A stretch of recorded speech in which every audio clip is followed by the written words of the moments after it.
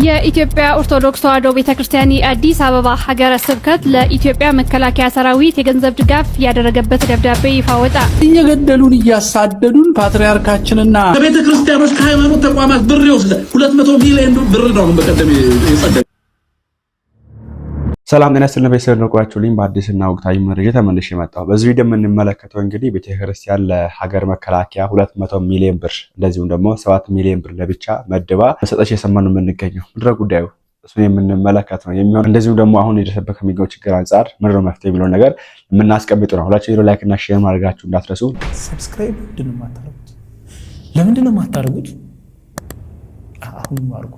በመጀመሪያ እንግዲህ ይሄ ልጅ አስመልክቶ ቅድም ቪዲዮ ስለጨላችሁ ነበርና ፎቶውን ያላችሁ ካላችሁ ቴሌግራም ላይ አናግሩኝና አሁን ያለበት ሁኔታ ፎቶ የማሳያችሁ ነው የሚሆነው። እዚህ እንደምትመለከቱት እንግዲህ አባቶች በጸባችን አቡነ ሕርያቆስ ያዙልኝ በኋላም ስለሚመጡ ማለት ነው በሳቸው ጉዳይ አቡነ ሕርያቆስ ትእዛዝ እንግዲህ አባቶች ሄደው የጎበኟቸው ይገኛሉ። በጣም ደስ የሚል ነገር ነው። ይበል የሚያሰኝ አባቶች በርቱበት የሚያሰኝ ነውና ቢያንስ እናንተ እንኳን ሄዳችሁ ባትጎበኟቸው እንደዚህ ሰው አስልኮ መጎብኘቱ ብዙ ነገር ሊወልባችሁ ይችላል። ብዙ ስራ ሊወልባችሁ ስለሚችል አሪፍ ነው እነዚህ ማድረጋችሁና እንደዚሁ እንግዲህ አባቶችም የላካችሁ ሰውም የላካችሁ አስጠይቁ፣ የሚያስፈልጋችሁ ነገር አርጉላቸው ለማለት ፈልጋለሁ።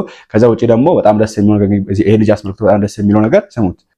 ሁላችንም ኦርቶዶክሳውያን ይህንን ወንድማችንን ልናመሰግነው ያስፈልጋል።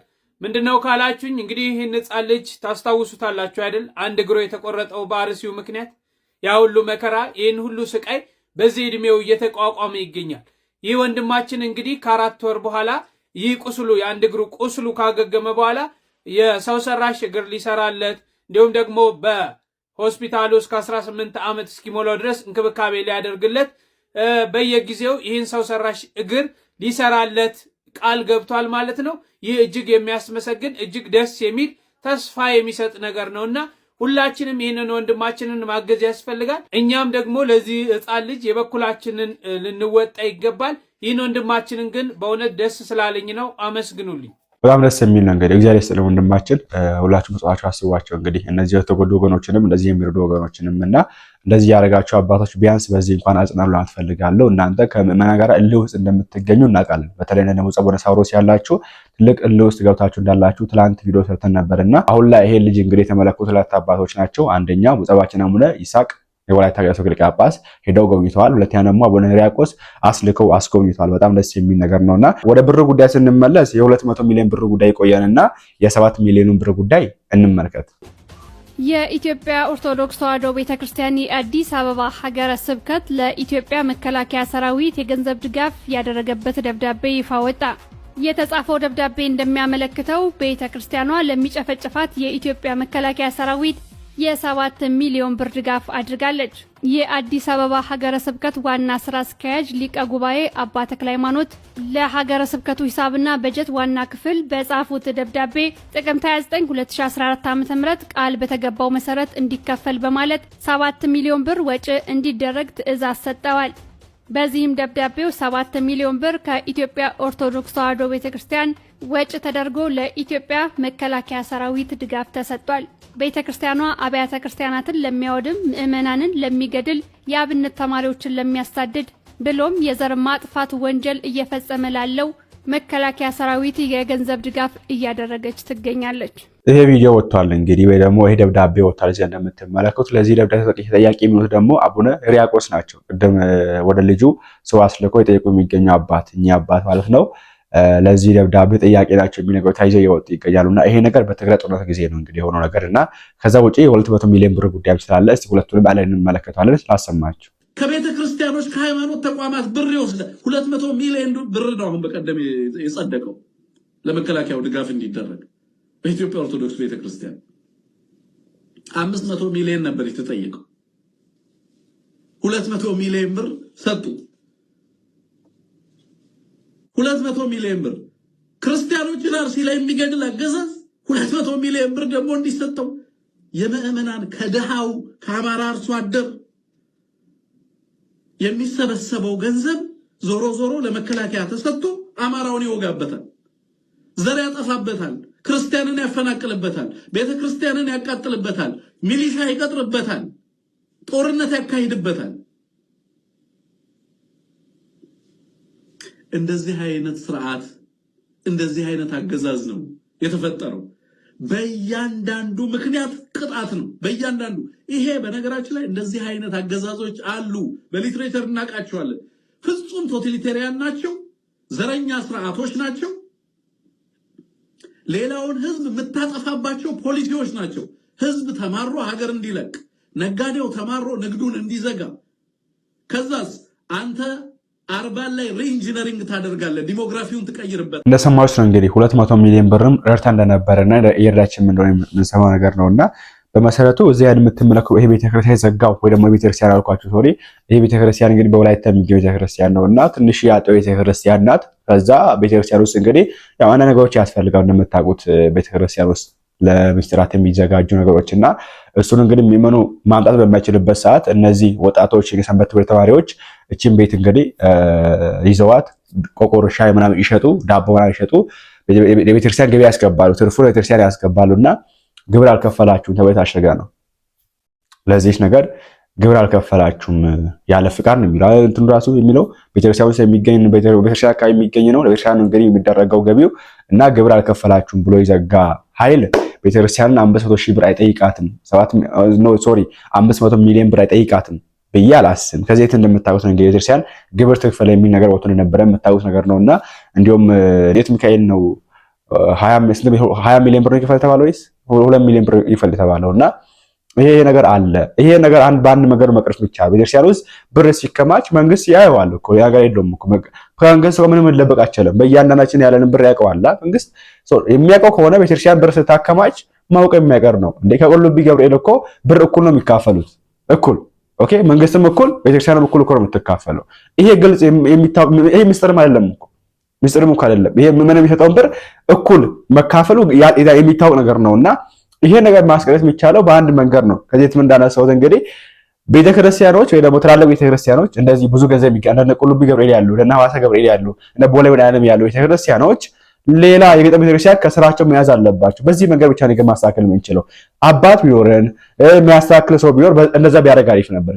ቁልቢ ገብርኤል የገጠር 10 ቤተክርስቲያን ከራሱ ስር ቢይዝ ለ10 ቤተክርስቲያን ደሞዝ የከፈለ ኦኬ ከዛ ደግሞ ልማት እያሰራ የተለያዩ ነገሮችን ህንጻ እያሰራ ምናምን ቢያደርግ ብር አይቀመጥም። ብር ሲቀመጥ ትከፍላለህ ግብር ሳትወድ በግድ ኦኬ። ይሄ ፖሊሲው ምን የሚፈቅድ ነገር ነው። ሃይማኖት ነው ችግሩ፣ ሃይማኖት ነው እንጂ ያው አሁን እንግዲህ ሃይማኖትም ሆነ ምንም ሆነ ችግር የለውም። ኤኒዌይስ የኛ መንግስት አሁን ላይ እንደዚህ ነገር ላይና ስለዚህ በዛ መንገድ ነው ሶልቭ ማድረግ የምንችለው እንጂ ብር እያከማቸን ብር እንዴት ሰጣለህ ቤተክርስቲያን ልል አልችልም። ምን ያው ብር እያከማቻችሁ እንዴ ብር ሰጣችሁ አይባልም። መጀመሪያ ያከማቻችሁትን ብር ስራ ላይ አውሉት ነው። ቤተክርስቲያን ወንጌል ጠምተናልኛ ኦኬ መድረክ ላይ ቆሞ ሁለልመና በባንክ ቡክ ሲፈተሽስ ተቆጥሮ የሚያልቅ ብር ነው ያለው። ተቆጥሮ የሚያልቅ ብር ባንክ ቡክ ላይ ግን ሁለልመና አለ ቤተክርስቲያን አብደረት ላይ። በዛው ልክ ግን 14 ዓመት ደሞዝ በልተው የሚያውቁ አሉ። እድሜ ልካቸው ደሞዝ ሳይበሉ እያገለገሉ የሚገኙ ካህናት አሉ። ኦኬ ቤተክርስቲያን ውስጥ መስጠትን የሚፈጽሙበትን ዕቃ የሚገዛላቸውን አጥተው የሚገዙ ነገሮች ስላሉ እነዛን የሚገዙበትን አጥተው ቅዳሴ የማይቀደስበት አለ። ቅዱስ ቁርባን ከሌለ ቅዳሴ አይቀደስም፣ ምንም ጥቅም የለውም። ኦኬ ዋና ማዕከሉ እሱ ስለሆነ ማለት ነው። ስለዚህ በዛ መንገድ አገልግሎት የሚያስቡ ቤተክርስቲያኖች አሉ የምናውቃቸው፣ በጠላ ይዘጉ በአካል ራሱ የምናውቃቸው አሉ እንደዚያ የሚሆኑ ማለት ነው። በአንድ በኩል ደግሞ ብር ተርፏቸው ለቤተክርስቲያን ካህናት በ20ዎቹ 100 ሺህ የሚከፍሉ አሉ። ብር የሚያከማቹ አሉ። ህንጻ በየወሩ በየአመቱ የሚሰሩ አሉ።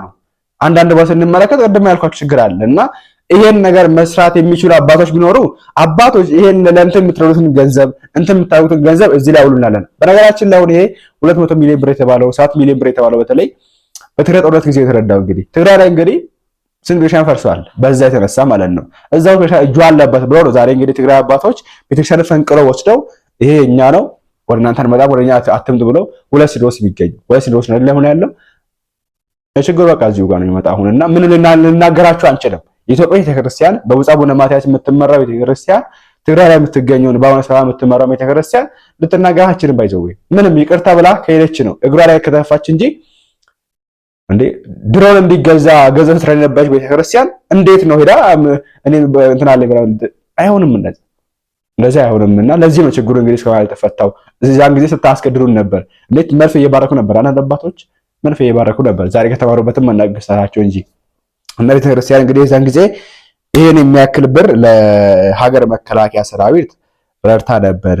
ያው ማስተዋል አለመቻል ነው እንጂ ችግር ውስጥ ሊከቷችሁ እንደሆነ ቀድሞ ማወቅ ነበረባችሁ። አባት እንደመሆናችሁ መጠን ኦኬ፣ በመንፈሳዊ በዓለማዊ ሙቀት እንዳላችሁ አባቶች እንደመሆናችሁ መጠን ቀድማችሁ ማወቅ ነበረባችሁ ችግር ውስጥ እንደምትገቡ። ዛሬ እነሱ ታርቀው አንድ መድረክ ላይ ተቀምጠው አንድ ወንበር ላይ ተቀምጠው በአንድ ሳህን ምግብ እየበሉ ይገኛሉ። ትላንት ላይ ነበሩ። ቤተክርስቲያን ግን ይኸው ተካፍላ ትገኛለች። ተራይ ቤተክርስቲያን አለ፣ እዚህ ቤተክርስቲያን አለ። ይሄ ችግር እንደሚመጣ ቀድሞ ማወቅ ነበረባችሁ። ቀድሞ ማወቅ ነበረባችሁ። እኔ እናንተ ላይ የምፈርደው አይዞህ አባቶች ላይ የምፈርደው እኔ ይሄ ችግር እንደሚመጣ ቀድሞ ማወቅ ነበረባችሁ እና ባለማስተዋል እንግዲህ የተፈጠረ ችግር ነውና ቤተክርስቲያን እንግዲህ በዚህ መንገድ ገንዘቦችን ለምትረዳ እየሰማን ነው የምንገኘው። ከዛ ከቤተ ክህነትም ከማህበራትም ከማንም ምንም አንጠብቅ ስንል ማስረጃ ስላለን ነው። ዝም ያለ ማህበርም ይሁን ይሄን ዝም ያለ ጳጳስ ምን ያደርግልኛል ብለን እንደምንጠብቅ አይታወቅም። በቃ በክህነቱ ይባርከን፣ ቤተክርስቲያናችን ይባርክ፣ ካህን ይሹምልን፣ በዛ ይወሰን እንጂ ከዛ ውጪ መፍትሄ ከሱ መጠበቅ ራስን ማታለል ነው ወይ አለማስተዋል ነው። አባቶችን ከለየን፣ ምክንያቱም እኛ ክርስቲያኖች ነን፣ ያለ ክህነት መኖር አንችልም፣ ሚስጥራት መፈጸም አንችልም። እነሱ አይዋጉልንም፣ እነሱ ጦር ሜዳ አይሄዱልንም። እነሱ ይሄን መዋቅራዊ መንግስታዊ ጭፍጨፋ እንግዲህ በህግም በምንም እኛም በማሰባሰብ ይሰሩልናል ብለን ነበር። አልቻሉም። በቃ አይችሉም። አየን እኮ አይችሉም። ጥቁር ልበሱ ያሉን ጊዜ ጥሩ ምልክት አሳዩና ከዛ ወዲያው ምናቸው እንደተነካ አላቅም። ምናልባት ሰው የግል ድካሙን ስትነካበት ደንግጦ ስለሚል የእያንዳንዱ መዝገብ ደህንነቱ ሰብስቦ ለሁሉም በራሱ በፖስታ ልኮለት ዝም የማትሉ ከሆነ ይሄንን ለመመናን እናጋልጣቸዋለን ብለው ነው መሰለኝ ተንቀጥቅጠው ነው ከመንግስት ጋር የሚኖሩት ትእዛዝ የሚቀበሉት። ስለዚህ አሁን የኛ ክህነታችን እንዳናጠፋ እነሱን እንርሳና እኔ አሁን ማለት የጀመርኩት ምን እንደው ታውቃለህ፣ እነሱ በክህነቱ በቃ ይስሩ፣ በክህነቱ ይስሩ፣ በቃ እንርሳቸው፣ እንተዋቸው፣ በቃ አንውቀሳቸው፣ ምንም አንበላቸው። ለጊዜው ጠላቶቻችን እስክናሸንፍ እኛ በራሳችን መንገድ እንደ ባለ አእምሮ ተዘጋጅተን ተደራጅተን ከነሱ ምንም ሳንጠብቅ ጠብቀን እኮ 8 ዓመት ሙሉ ሲያሳርዱን ቆይተው መግለጫ እንኳን ሲያወጡ የማይታወቁ ኃይሎች ብለው እኮ ነው ያወጡት። እንዴት አይታወቅም? አጠገቡ ያለው መንግስት እንደሆነ እያወቁ። መንግስት እኮ ዋና ስራው የዜጎችን ደህንነት መጠበቅ ነው። ሌላ እኮ ጣዖት አይደለም። መንግስት እኮ መናፈሻ ሲሰራና አስፋልት ሲያሰፋ ብቻ ነው እንዴ መንግስት የሚባለው? ሰውን ነው መጠበቅ ያለበት። 8 ዓመት ሙሉ እያሳረደ የተቀመጠው መንግስት የማይታወቅ አሉት። አሁን እዚህ ላይ ተስፋ ብንቆርጥ በክህነታቸው አገልግሉን፣ ግን ችግራችንን አይፈቱም። በዚህ እንወቀው። መንፈሳዊን ይስሩ፣ አለቀ። ንፋቄ አይስበኩብን። እኛ ራሳችን ክርስቲያኖች፣ ወጣቶች፣ ሰንበት ተማሪዎች፣ ማህበራት፣ እያንዳንዱ ሰው፣ ገበሬው ቤተክርስቲያንን ክርስትናና ክርስቲያኖችን ለማጥፋት ይህ መንግስት በጫካም በከተማም ተደራጅቶ በካቢኔ ደረጃ የሚመራው ግድያ ለመሆኑ ባለፈው ሳምንት በኦሮምኛ ቋንቋ ትልቅ ጉባኤ አድርገው ይሄ ያዛችሁትን ዱላ በክላሽ እንቀይርላችኋለን፣ ገድለን ነው የምናሳያቸው እያለ ንግግር ሲያደርግ ነበር። መንግስት መሆኑ የሚታወቀው ይሄ ሰውዬ እኮ መንግስት የላከው ባለስልጣን ነው። ይሄ ሰውዬ እኮ አልተያዘም፣ ይሄን በማለቱ አልታሰረም እኮ ይሄ ሰውዬ። ይሄን ካወቅን አባቶቻችን ይሄን የማይከሱት ፍርድ ቤት የማይወስዱት ከሆነ እየጠበቁን አይደለም፣ የማይታወቁ ይሉናል። እግዚአብሔር ይስጥልን። እና በዚህ መንገድ አሁን ቅድም እንዳልኳችሁ ነው። አሁን ላይ ችግሩ አባቶች ስንናገር ለምን ትናገራላችሁ ማለት መናገር ሳይሆን ጥያቄ ስንጠይቅ እኮ ነው። በቃ አሁን ላይ ጥቁር የለበሰው ሁላ አባት አድርጎ የሚቆጥር አለ። አይደለም። ይሄ ወደ ኋላ ታሪክ ስትመለሱ የምታገኙት ነገር ነው። ምን አይነት ነገር እንደሚሰራብን የሆነ መምህር ሄኖክ ኃይሌ የሰራው ቪዲዮ አለና ብትመለኩ ደስ ይለኛል። እሱ ዩቲዩብ ላይ ገብታችሁ ተመልከቱት። የግብጽ አባቶች ወይም የግብጽ ጳጳሳት ተብዬዎች ምን አይነት ነገር እንደሚሰራ ዛሬም እሱ ነገር ይሰብ የሚገኝ ባይዘው ማየት እንኳን እንደሚሰራ ክርስቲያን ውስጥ ጳጳሳት ተብሎ ጫት ቃሚ ጳጳሳት ላሳያችሁ። አንድ ቪዲዮ ላይ በምን ዘመርኩን እንትን ያለዋል። አሁን አሳያችሁ፣ ይቀመጥ እስቲ በጊዜው አሳያችኋለሁ፣ ወይ ደግሞ ቀጣይ አመጣላችኋለሁ። ሙስሊም ጳጳስ ነው ሰው ሹሙ አሉ። በዚህ ባልነበት ዘመን እኛ ባልነበት ዘመን ሙስሊም ሼክ ኡስታዝን ጳጳስ አድርገው ተሾመውታል እኮ። ይሄን በማስረጃ በፎቶ በቪዲዮ ያለ ነገር እኮ ነው። እና ያገኛችሁ ጥቁር የለበሰው ሁላ አባት አጋችሁ የምትቆጥሩ 2-3 አይነት አባቶች ነው የሚገኙት። አሁን ላይ የታፈነው የሚገኙ አባቶች አሉ፣ መናገር ያልቻሉ አባቶች አሉ። መናገር የፈለጉ መድረክ ሲያገኙ አደብረት ሲያገኙ የሚናገሩ ግን ታፍነው የሚገኙ አባቶች አሉ። እንደነ አቡነ ማርቆስ ያሉ እንደነ አቡነ ናትናኤል ያሉ አባቶች አሉ። መናገር ይፈልጋሉ፣ ሲናገሩ ይመታሉ፣ ይቀመጣሉ። ኦኬ ካሬ የሆኑ አባቶች አሉ። በቃ ለገንዘብ እዛ ተቀምጠው አሉ። ሲጀምር 6 ሚሊዮን ብር ከፍለው ጵጵስና ከተቀበለ አባት የምን መፍትሄ ነው የምትጠይቀው አንተ? ኦኬ 6 ሚሊዮን ብር 7 ሚሊዮን ብር የከፈለ 5 ሚሊዮን ብር የከፈለ ጵጵስና ከተቀበለ አባት ምን መፍትሄ ነው የምንፈልገው? የለም እኮ እነዚህ ስንናገራቸው አባቶች አትናገሩብን፣ ክህነት አያስፈልግም አላለም። እኛ ክርስቲያኖች ነው መምህራችን እንዳሉት ያለ ክህነት አንኖርም። ኦኬ ግን ካሬ የሆኑ አባቶችን ስናገራቸው እኔ አላውቅም እንዴት እንደምነግራችሁ ባጭሩ። ኦኬ ምንፍቅና የሚሰብኩ አባቶች አሉ፣ ታድሰው የሆኑ አባቶች አሉ። በግልጽ ያየናቸው የምናውቃቸው ብዙ አባቶች አሉ ያልወጡም። የታድሰው እንቅስቃሴ ውስጥ የሚያራምዱ አባቶች አሉ።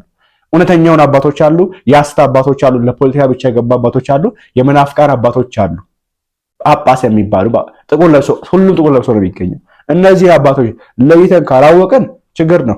ሁለት ቪዲዮ አሳያችሁ እስቲ። መጀመሪያ ይሄን ተመልከቱት። በዚህ መስፈርት ከሄድን አንድ አባት ቤተክርስቲያን ውስጥ አይገኝም። አሁን ከፓትርያርኩ እስከ ታች ዲያቆን ማለት ነው። ለምሳሌ አንድ ካህን ከክህነት የሚያወጡትን ነገሮች እንኳን ዝም ብለን እንብን። ለምሳሌ የተለየው ለምሳሌ በስምንተኛው የሐዋርያት ሲኖዶስ ላይ ምን ይላል? መማለጃ ወይም ደግሞ ጉቦ የሰጠና የተቀበለ። ለምሳሌ መማለጃ ወይም ጉቦ የሰጠም የተቀበለ ከክህነት ይወጣል፣ ከክህነቱ ይሻላል። ምሳሌ ምን ይላል?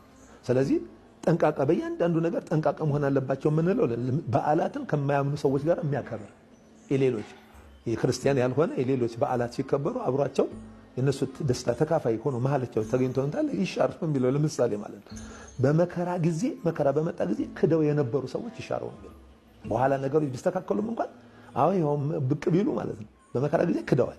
ነገሮች ተስተካከሉ ቦታቸው ሲመለሱ ግን አለሁ ቢሉ ፈጽሞ እንዳትቀበሏቸው ይላል። ለምሳሌ ይሄ ደግሞ ለምሳሌ አሁን ያልኩት በኒቂያ ጉባኤ ቀኖና 10 ላይ ማለት በመከራ ጊዜ ክደው የነበሩ ሰዎች ግን እስከ ሰማዕትነት መጓዝ አለባቸው እንጂ በመከራም ቢሆን መካድ ስለሌለባቸው ክፉ አርአያነት ስለሆነ ማለት ምዕመናን ሁሉ መከራ ሲመጣባቸው ካዱ ማለት ስለሆነ ማለት እንዲህ አሉ። ካበደረው ብር አበድሮ አራጣ ወለደ ትርፍ የሚቀበል።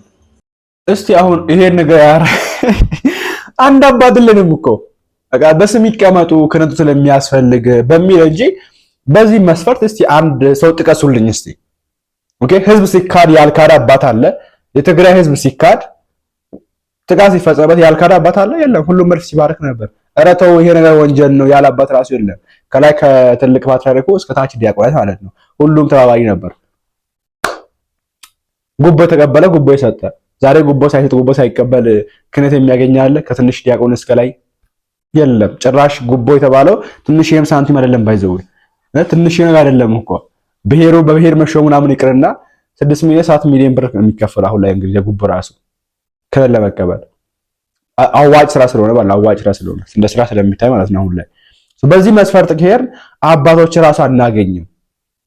ኦኬ አባቶችን አናገኝም። በነገራችን ላይ አባቶች አሁን ላይ ዝም ሲሉ በዝምታ ነው የሚገኙ። ዝምታን በለው ወይ ዝምታን በለው ሲያናቅም ዝምታ ስንለው ዝም ለምን አለ ምን ታሸጉ ለምን ታፈኑ ስንመለከት ቅድም ያሳያችሁ እንትን አለ ደብዳቤ አለ 7 ሚሊዮን ብር ረዳ የሚለው በማስመን የተረዳ ነገር አቡነ ሕርያቆስ ናቸው ለዘገር የሚጠየቁትና እነዚህ አይነት ፋይል ይያዝባቸዋል። አቡነ ሕርያቆስ ጋር ትንፍሽ ማለት ሲፈልጉ ይላክላቸው ፖስታ። አቡነ ሳዊሮስ ወደ ፋይል ይያዛል የኬንያው ማለት ነው። አቡነ ሳዊሮስ ምን ይወጣል ያ ፋይል ይላክላቸዋል። አይና ዝም ጭጭ አቡነ አብርሃም ላይ ዝም ጭጭ ሁሉም አባት ላይ እንዲህ ይዘው ቁጭ አድርገዋል። እዛ ተንፈሽ ማለት ሲፈልጉ ይሄው ይላክላል ይወጣላል እንዲህ ይወጣል ተብሎ ይላካል። ዝም ነው የሚሉት። አባቶች በዚህ ችግር ውስጥ ነው የሚገኙት። ይሄን ነገር ደግሞ በግልጽ አብተን ማናገር ከሆነ በግልጽ አይሆንም ማንል ከሆነ እኔ አላቅም ወዴት እየሄድን እንደሆነና መምህራችንን ስሙት። የተቸገርነው እኛ መንግስት የሚነካ ይጠብቀናል ብለን ስለምንዘናጋ መከራችንን ለማቃለል አልዘጋጅ ብለን ራሳችንን እያሰፋን በየጊዜው ማልቀሱን ቀጠልንበት። ትክክል አይደለም። እሱ ማልቀስ የሆነ ቦታ ማብቃት አለበት።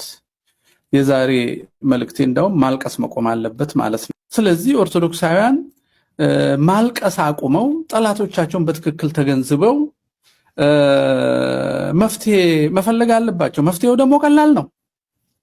እየገደሉን እያሳደዱን ፓትርያርካችንና አድርባይ አባቶችን ጠርተው መሰረት ድንጋይ ሲያስቀምጡ፣ ቼክ ሲቀባበሉ፣ ፎቶ ሲነሱ፣ ቅኔ ሲያበረክቱ ይቆያሉ ማለት ነው። ይሄ እስከ መቼ ይቀጥላል ስንል እኛ ድንዛዜ ስናቆምና አባት ማለት በቀኖና መሰረት የሐዋርያትን አምሳል የሚነሳ ለልጆቹ ጌታ በበጎቹ ፊት እንደሄደ ለልጆቹ ፊት የሚሄድ እንጂ የማንኛውንም የግሪክ ጥቁር ልብስ የለበሰ ሁሉ ቢገልም ቢያስገድልም ጠላት ቢሸልምም አይ አባት ነው ብሎ መቀበል ያጸድቃል። ይሄ ነው እንግዲህ ዛሬ የትኛው አባት ሲናገር ነው እውነት መሰምቶ የሚያደርገው? አሁን የሆነ አባት ተነስቶ የሆነ ነገር አድርጉ የሚያደርግ ምዕመን አለ። የሆነ ለመናገር አቡነ ማትያስ ተነስቶ በርካቸው ይደርብን ተነስተው ራሱ የሆነ ነገር ቢያዙ የሚያደርግ ሰው አሁን ጥቁር ልበሱ ቢባል የሚያደርግ ሰው አለ? አሁን ላይ የለም እኮ። እንዳንደምጥ አድርገውናል። አናችን እንዳንሰማ አድርገውናል። ሰርተውብናል። ስሞቸው አሁን ቤተክርስቲያን ተቃጠለ እንዲሆነ ብለን እሪ ብንል ማንም አይሰማም። ካህን ተገደለ ሲባል እሪ ብንል ማንም አይሰማም። ሊቃውንት እየተገደሉ እንዲሆነ ብንል ማንም አይሰማም። ለምን እንደሆነ ታውቃላችሁ? ማድረግ በሚገባን ጊዜ ምንም ስላላደረግን የመደመጥ ክብራችን ከአፋችን ተወስዷል። የሞገሳችን ተወስዷል። ክብራችን ተወስዷል። ለዚህ የምንናገረው ነገር እንዳይሰማ ጫና እንዳያደርግ ቤተክርስቲያኒቱ በዓለም አቀፍ ደረጃ ተሰሚነት የነበራት ዓለምን ታንቀጠቅጥ የነበረችዋ ቤተክርስቲያን ዛሬ አገሯ ላይ ምንም ማትሰራ ምንም ያለው ሁኔታ ይሄ ነው። ይሄን ነገር ደግሞ እጅ ላይ ተያይዘን ተባብረን አንድ ነገር ማናረግ ከሆነ ኦኬ፣ ያለው ሁኔታ የማንቀይር ከሆነ በዚሁ አልጎሪዝም የምንቀጥል ከሆነ ከባድ ነው የሚሆነው። መጨረሻችን አያምርም። እስኪ የመፍትሄ ሐሳብ ያልኩት ሐሳብ አለ አንድ ወንድማችን ያቀረበው እንመልከት። በጉልበትና በስሜት በመፎከር ቅዱስ ሰማዕትነት የሚገኝ የሚመስላችሁ ስሜታዊ ኦርቶዶክሳውያን ማለት ነው። ይህን ቪዲዮ ተመልከቱና እምላችሁ ነገር አለኝ። ለአንተስ ኩሽን ተፈወስኩኝ ጌታ በዝህ ተማረኩኝ ሞቴን ሽረኸው አንተ ሞት ይኸው አቆምከኝ በሕይወት ሞቴን ሽረኸው አንተ ሞት ይኸው። እሺ ያያችኋቸው እነዚህ የሩሲያ ወታደሮች ናቸው። የማን? የሩሲያ። ምን እያደረጉ ነው? የክርስቶስን ክቡር ሥጋ እየበሉ ቅዱስ ደሙን እየጠጡ ነው። የሩሲያ ወታደር ስትሆን መጀመሪያ ራስህን ለካህን ታስመረምራለህ፣ ንስሐን ትገባለህ፣ ቀስ እያልክ ወደ ሥጋው ደሙ ትሸጋገራለህ። ክርስትና ይሄ ነው። ኦርቶዶክሳዊነት ይሄ ነው። አሁን ወደ እነሱ ከመምጣቴ በፊት ወደ ሩሲያ ወታደር ማለት ነው እምላችሁን ነገር ስሙ። መጽሐፈ መሳፍንት ምዕራፍ 6 ላይ ብታነቡ እስራኤላውያን በእግዚአብሔር ፊት ክፉ ሥራ ሰሩ፣ እግዚአብሔርም ለ7 ዓመት በምድያማውያን እጅ አሳልፎ ሰጣቸው ይላል። ታዲያ በጌዲዮን ጊዜ እግዚአብሔር ምን አለው? ጌዲዮንን ወታደሮችን ምረጥ፣ እኔ ካንተ ጋር ነኝና ጠላቶችን በእጅህ አሳልፌ እሰጥሃለሁ አለው። ጌዲዮን 32000 ሰራዊት መረጠ። ስንት ሺህ?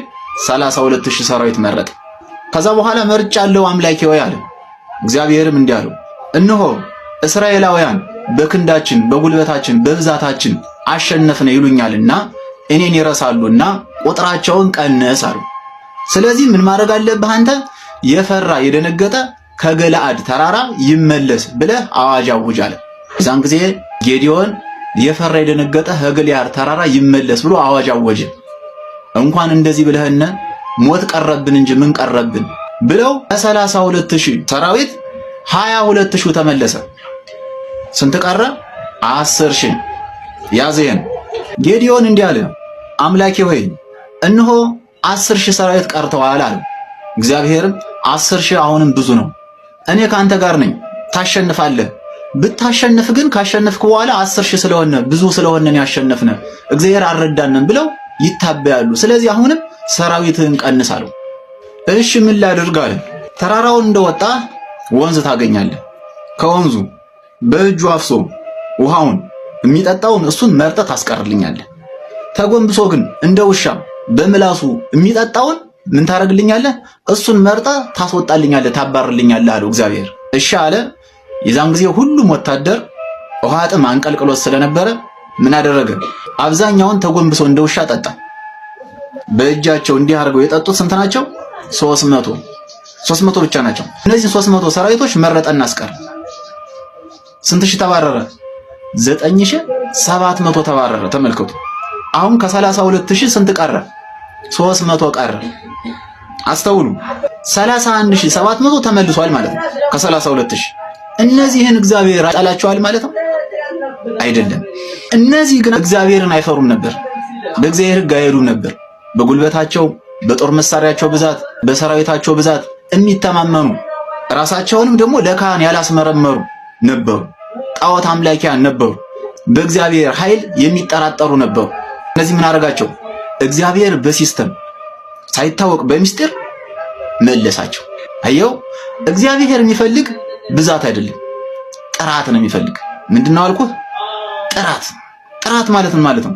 ንስሐ የገባ እግዚአብሔርን የሚፈራ የሚጾም፣ የሚጸልይ፣ የሚመጸውት በንስሐ ሕይወት ተመላልሶ በቤተ ክርስቲያን ጉዳይ እንኳን ለሰማዕትነት የሚያበቃ የቤተ ክርስቲያን ፈተና ቢመጣ እንኳን ተዘጋጅቶ ይጠብቃል። እግዚአብሔር ደግሞ እንደዚህ አይነቱን ለሰማዕትነት ይመርጠዋል። ምን ማለት የመሰለ በጉልበት እግዚአብሔር ምን አይልም፣ አይመርጥም። ጉልበተኛ ስለሆንክ አሁን ቤተክርስቲያን ተቃጠለ፣ ክርስቲያኖች ተገደሉ፣ ታረዱ ሲባል ማለት ነው ማን አባቱ ነው ቤተክርስቲያን የሚነካ? አረ እንደራጅ፣ አረ እንደዚህ እንበል ይላል። በስሜት አይደለም፣ ተረጋጋ። እንደዚህ አይደለም፣ ቀስ በል ወንድም ማለት ብልሁን። እንደዚህ አይደለም መንገዱ፣ አካሄዱ። እግዚአብሔር በጉልበት ቢሆንማ ኖሮ ነው የምልህ። መጽሐፈ መሳፍንት ምዕራፍ 7 ቁጥር 4 ብትመለከተው ማለት ነው እግዚአብሔር ምንድነው ያለው? ጌዲዮንን መሰለ እኔ ካንተ ጋር ይሂድ የምለው ካንተ ጋር ይሄዳል፣ እኔ ካንተ ጋር አይሂድ የምለው ካንተ ጋር አይሄድም። አየው፣ ለሰማዕትነት መራጩ እግዚአብሔር ነው እንጂ አንተ አይደለም። እየገባህ ነው? እኔ ካንተ ጋር ይሂድ የምለው ነው የሚሄድ፣ አይሂድ የምለው ደግሞ ይቀራል። እሱ ስላለ እኔ አልመርጠውም። እግዚአብሔር ነው ያለኝ እኮ አንብበው መጽሐፉን። አየው፣ እኛ ብንሆናው ለሰማዕትነት ምን መርጣቸው ምን አይነት ሰዎችን ነው? ዘመናዊ መሳሪያ ያዘውን፣ ደረታሙን፣ ጉልበታሙን አይደል? ቁመተ መሎሎውን፣ ትከሻው የሰፋውን እሱን ነው የምንመርጠው። ለውትድርና ምልመላ እንደዚህ አይነት ሰው የሚያስፈልጋል። እግዚአብሔር ግን እንደዛ አላደረገም። እርሱን የሚፈሩትን ቀስ አድርጎ መረጣቸው በብልሃት። 300 ሰው ብቻ አስቀረ። ተረጋጋ። ሁሉን ሰማዕታት ተመልከታችሁ። እነ ቅድስት አርሴማን፣ እነ ቅዱስ ጊዮርጊስን፣ እነ ቅዱስ መርቆሬዎስን፣ እነ ቅዱስ ቂርቆስን እያቸው እግዚአብሔር የሚፈሩን የነበሩ በእግዚአብሔር ሕግ የሚሄዱን የነበሩ እግዚአብሔር ደግሞ ለዚህ ቅዱስ ሰማዕትነት መረጣቸው። እውነቱ ይሄ ነው። ለቅዱስ ሰማዕትነት የሚመርጥህ እግዚአብሔር ብቻ ነው። አንተ ካልተዘጋጀ፣ ንስሐ ከሌለ፣ እግዚአብሔር ማትፈራ ከሆነ የድሃ ገንዘብ እየበላህ እየጠጣህ ድሃ እያሳቀክ የድሃን እንባ ኑሮብህ በክፋት በተንኮል ኑረህ በጭፈራ በሱስ በዝሙት ኑረህ በጠንቋይ በመተት ቃልቻዎች ቤት በአስማተኞች ቤት እየተመላለስክ ከርመህ ማለት ነው አሁን እኔ ሰማዕትነት ካልሆንኩ ቤተክርስቲያንን ማን የሚነካት ብትል ማለት ነው ሲራክ ምዕራፍ 3 ቁጥር 16 አንብበው። እግዚአብሔርን ከማይፈሩ ከሺህ ሰዎች ይልቅ እግዚአብሔርን የሚፈራ አንድ ይበልጣል ይላል። አንድ ይበልጣል በእግዚአብሔር ዘንድ። ስለበዛ አይደለም። ለዛ ነው ብዛት አይደለም እግዚአብሔር የሚፈልግ ጥራት ነው የሚፈልግ ማለት። አሁን እኛ የምንላችሁን እኮ ስለማትረዱን ነው። እውነት ነው የምነግራችሁ ሁላችሁ። ይህ ጊዜ ማለት ነው የሰማዕታት ጊዜ ብቻ አይደለም። ምን አይደለም? የሰማዕትነት ጊዜ ብቻ አይደለም፣ የመቅሰፍትም ጊዜ ነው። ዘመነ ሰማዕታትም ነው፣ ዘመነ መቅሰፍትም ነው። ይህን ነው አሁን ወጣቱ ኦርቶዶክሳውያን ሊረዳው ያልቻለ። ዘመነ ሰማዕታት የሚሆንላቸው ለነማን ነው? እንደነገርኳችሁ በጾም በጸሎት እግዚአብሔርን በመፍራት በንስሐ ሕይወት የተመላለሱ እነሱ ምን ይሆናሉ ማለት ነው? ቢሞቱ እንኳን ቅዱስ ሰማዕት ነው የሚሆኑ። እንደነ ቅዱስ ጊዮርጊስ እንደነ ቅድስት አርሴማ ነው የሚሆኑ። እንደነ ቅዱስ ቂርቆስ ነው የሚሆኑ ቢሞቱ እንኳን። ለምን? እግዚአብሔርን እየፈሩ ስለተጠባበቁ ማለት ነው። ጸድተው ንጹህ ነው ስለጠበቁ ማለት ነው። እኔ እናንተ ግን በኃጢአት ኑረን ከርመን አሁን የመቅሰፍት ጊዜ ሲመጣ ሰማዕትነት ካልሆንኩ ካልክ ማለት ነው እግዚአብሔር ራሱ ለሰማዕትነት ላያበቃ ይችላል። ዝም ብሎ ባጉል ሞት በዘርም በፖለቲካም በበሽታም በተለያየ መቅሰፍት ልትሞት ትችላለህ። ለዛ ነው ንስሐ እንግባ ጊዜው ክፉ ነው እባካችሁ ስሙን እያልን ምንጮ። ለዛ ነው ወንድም ማለት እስኪ መጀመሪያ ራስህን አዘጋጅ። የቤተ ክርስቲያን ወታደር ነኝ እያልክ ከመፈከርህ በፊት ማለት ነው እስኪ መጀመሪያ ከእግዚአብሔር ጋር ታረቅ፣ ንስሐ ግባና መጀመሪያ እስኪ ተዘጋጅ። ከዛ በኋላ ራሱ እግዚአብሔር እኮ ነው ወታደር የሚያደርግህ። ለሰማዕትነት የሚመርጥህ እኮ ራሱ እግዚአብሔር ነው። ይሄን አታውቅም? አሁን አርሲ ላይ የሞቱት ወንድሞቻችን እናቶቻችን በክርስቶስ ስም ስለሞቱ ብቻ ሰማዕት ናቸው። በክርስቶስ ስም ስለሞቱ ብቻ፣ ኦርቶዶክስ ናችሁ ተብለው ስለሞቱ ብቻ፣ በማህተባቸው ምክንያት ስለሞቱ ብቻ ሰማዕት ናቸው። እነርሱ ግን ተመርጠው ምን ታውቃለህ ስለነሱ? እግዚአብሔርን እየፈሩ የኖሩ ሊሆኑ ይችላሉ። ተመርጠዋል ለሰማዕትነት። እኔና አንተ ደግሞ እንድንመረጥ እንዘጋጅ ነው እያልኩ ያለ። ጫቱን ተወው፣ ሲጋራውን ተወው፣ ቁማሩን ተወው፣ ዊዱን ተወው ነው የምልህ። ሱሱን ተወው። አው የቤቲንግ ቁማሩን ተወው፣ የካርታ ቁማሩን ተወው፣ የቢንጎ ቁማሩን ተወው፣ ይቅርብ። አሁን ተጎልተ ጫት የት ምትውልበት ቁማሩ የት ምትውልበት አይደለም። ኦርቶዶክሳዊ ንቃ። እንዴት አድርጌ ላስረዳ ወዳጅ? ንቃ። ጊዜው የምትነቃበት ሰዓት ነው ከእንቅልፍህ። እግዚአብሔር ራሱ ነው የምላችሁ። እኛ ከታረቅነው ጠላቶችን መጣል ያውቅበታል። እውነት ነው የምነግራችሁ። እግዚአብሔር የቤተ ክርስቲያንን ጠላቶች ማዋረድ መጣል ያውቅበታል። ሰናክሬምን ያዋረደ እኮ ነው አንተ። ፈርዖንን ያዋረደ አምላክ እኮ ነው ያለን። በእግዚአብሔር ነው የምትጠራጠር በኃይሉ? አዎ ጉልበታችን እግዚአብሔር ነው እንጂ እኛ ጉልበት የለንም። በጉልበት አትመካም፣ በኃይል አትመካም። እየነገርኩ ነው። ንስሐ እንግባና እንዘጋጅ። ካሊያ ከምሩም ከሰማይም ሳትሆ እንዳትቀር። ይህን ነው የምነግርህ። የሩሲያ ወታደሮች ግን እያያቸው የቤተ ክርስቲያን ወታደሮች ይሄ ነው ስርዓት። በቃ መጀመሪያ ንስሐ ይገባሉ፣ አስብለው ደግሞ ወደ ቁርባን ደረሱ።